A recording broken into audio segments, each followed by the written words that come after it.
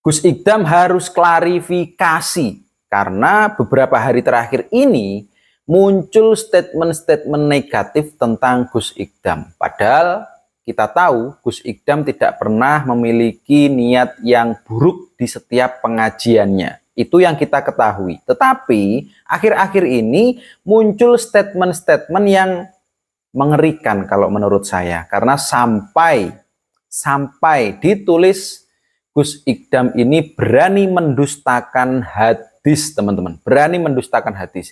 Kita simak dulu apa yang didustakan. Hadis apa yang didustakan oleh Gus Ikdam. Dan salah satu dawuhnya Rasulullah lagi yang sangat penting apa? Dawuhnya Rasulullah. Berarti sabdanya Rasulullah. Oke. Yang cocok dengan panjangan semua. Sayati zamanun ala ummati yafiruna minal ulama wal fuqaha. Akan tiba di mana zaman orang-orang itu tidak mau mempelajari ilmunya Allah, menjauh dari ulama, menjauh dari habaib, menjauh dari kiai.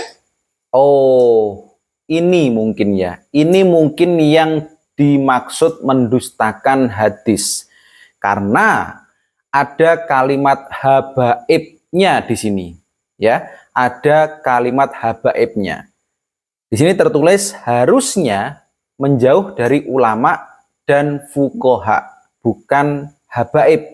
Jadi tidak ada makna habaibnya.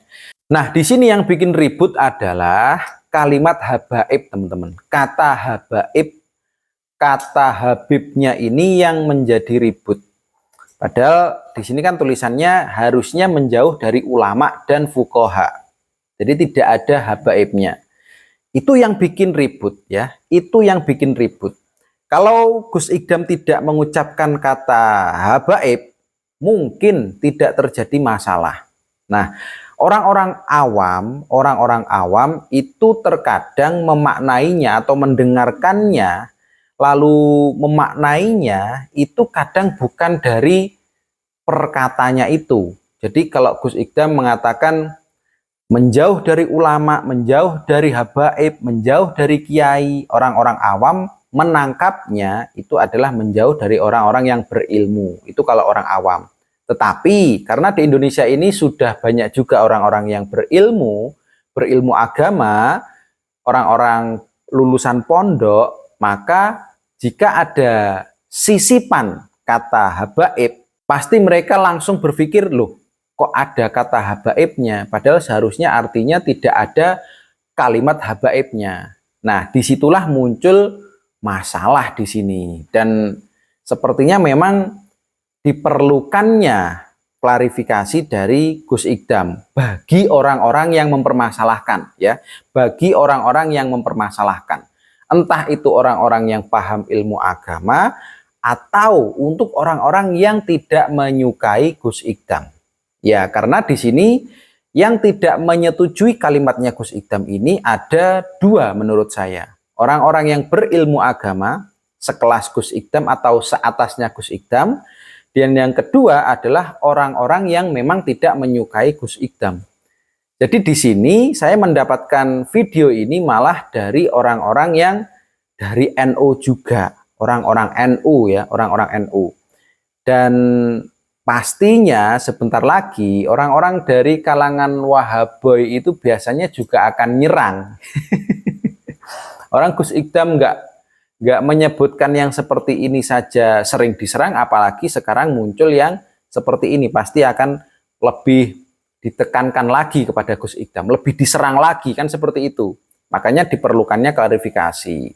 Kalau menurut saya, itu jamaahnya Gus Ikdam, itu kan memang kalangan-kalangan orang yang awam ya, kalau menurut saya. Karena saya menyaksikan beberapa komentar di akun YouTube-nya Gus Ikdam, maupun komentar-komentar di pondoknya Gus Ikdam, maksudnya markas pusat Sabilut Taubah. Ketika rutinan seperti itu, mereka yang datang itu mayoritas orang-orang awam, orang-orang yang baru mengerti agama, atau bahkan malah orang-orang nakal ya, garangan sebutannya.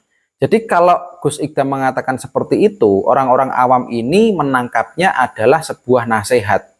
Entah itu datangnya dari ulama, dari kiai, dari habaib, tetapi jamaahnya Gus Ikdam yang awam-awam ini menangkapnya adalah Orang-orang yang berilmu itu adalah dari ulama, dari habib, dari kiai, dari ustadz seperti itu ya.